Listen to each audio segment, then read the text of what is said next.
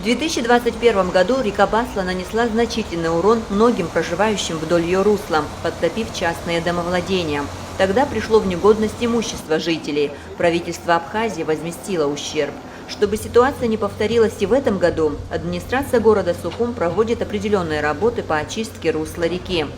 Заместитель директора департамента жилищно-коммунального хозяйства администрации города Сухум Руслан Авицба рассказал, что в начале 2022 года были укреплены подпорные стены. И вот уже неделю как приступили к очередному этапу работ. 2021 год показал, что река Басла является одной из самых сложных с точки зрения подтопления города. Администрацией города было принято решение провести ряд мероприятий по очистке русла реки. Значит, в начале 2022 года такие две работы были проведены, и даже на некоторых участках были укреплены подпорные стены, там, где насколько это возможно было. Значит, сейчас уже в рамках запланированных работ продолжаются работы по очистке этой реки, уже комплексный подход, потому что производится работа по очистке русла, по очистке дамб от наносов, от зарослей, кустарников.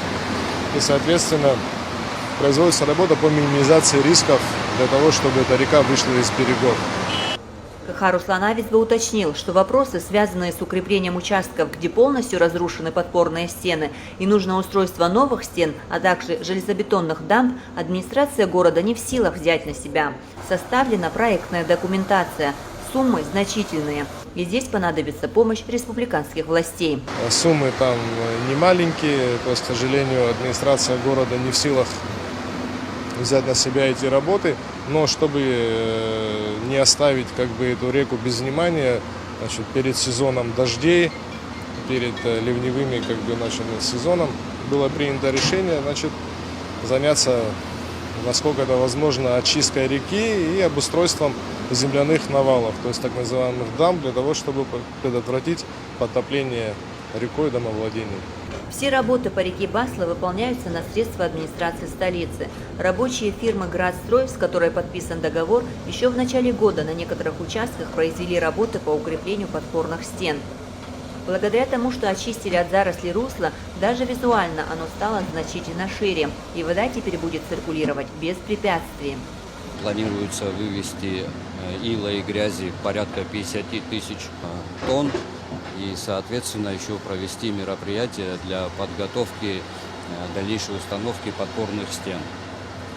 Расчистка уже произведена в районе самого устья реки, где река впадает в море. Протяженность более 1,5 километров, это район 13-й школы. Пока погода позволяет, мы и укладываемся в сроки, которые определены непосредственно. Директор «Градстроя» Арнольд Аршев объяснил, что в устье реки гравий попадает из моря. Водоворот засасывает его в реку, что также провоцирует наводнения. Работы по очистке Баслы начались от Красного моста, и рабочие будут подниматься в верховье реки на протяженности 1,5 километра. Амра Амичева, Алексей Абушхава, пресс-служба администрации города Сухум.